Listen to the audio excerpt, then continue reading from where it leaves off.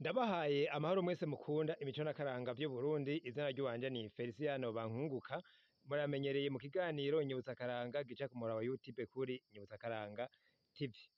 Uyu musi tuganira iki? Uyu musi tuganira ku giterwa ni cimeza co mw'ishamba bita itovu, mu bwinshi bavuga amatovu. Reka mubanze murabe ico giterwa hanyuma duheze tubandanye.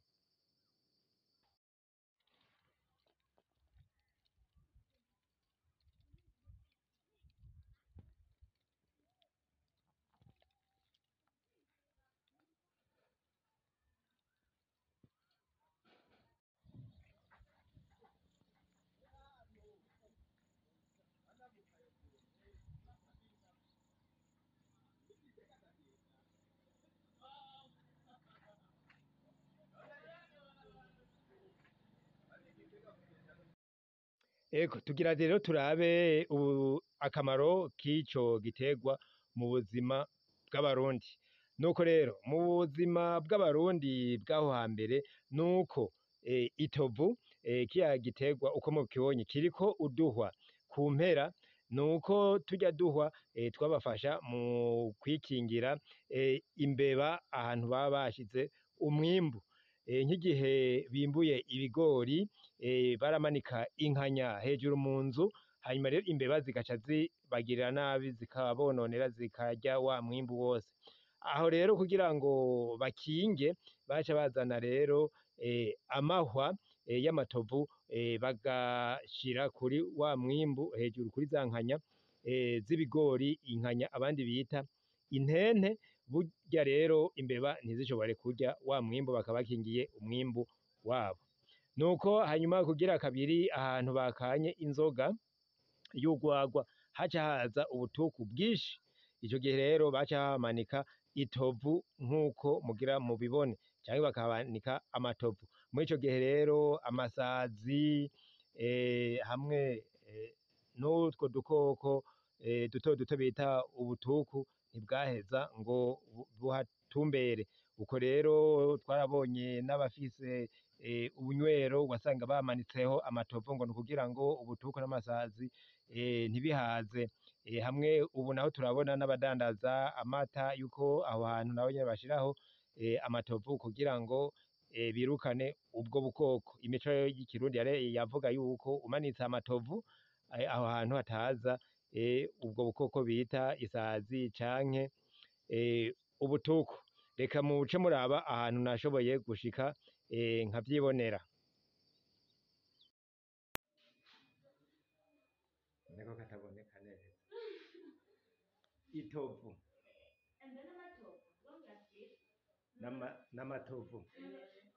Amatovu rero yamanitse mu nzu, isazi n'ubutuku ntibiza.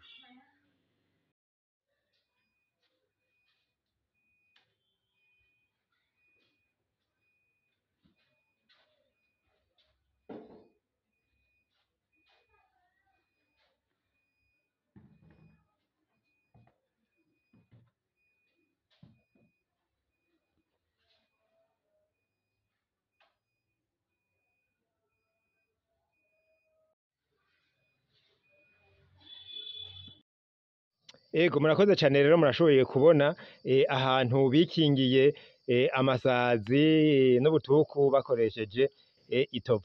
Ikindi rero twobongererako nuko mu mico kama y'Uburundi itovu duhora dusanga ahantu barisoromye ngo nuko rivako umuti. Uwo muti rero ntawo turashobora kumenya, nuko nawo tuzowutohoza tukamenya umuti wava kuri iryo kw'itovu. Hanyuma rero ikindi twoshobora kubabwira nuko mu mico kama y'Uburundi itovu ryatumye haba ahantu ikibanza mu bibanza bimwe bigize igihugu c'Uburundi hitirirwa iryo zina. Turumva aho bita i Nyagatovu canke mu Rutovu. Mu Rutovu ni nk'hariya mu ntara ya Bururi, turumva komine Rutovu. Hakaba n'ahandi mu ntara ya Gitega, hariya hirya yo muri komine Gitega hirya bita mu Rubamvyi, twumva ko ari muri komine Makebuko, ko hari ahandi bita mu Rutovu. Ego nuko rero nuko aho twashoboye kuronka hitwa mu Rutovu canke i Nyagatovu. hari nabo usanga batazira ba matovu, urumva n'izina babatiye kuri ico giterwa bita itovu.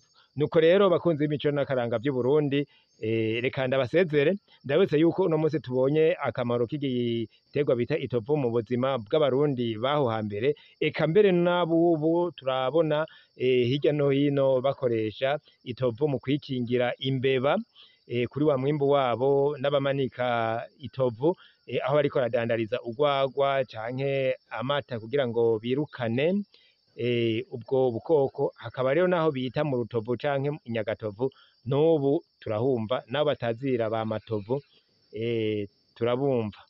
Nuko rero umwe wese amererwe neza ahari, ndabasezeye mvuga nti mugire amahoro.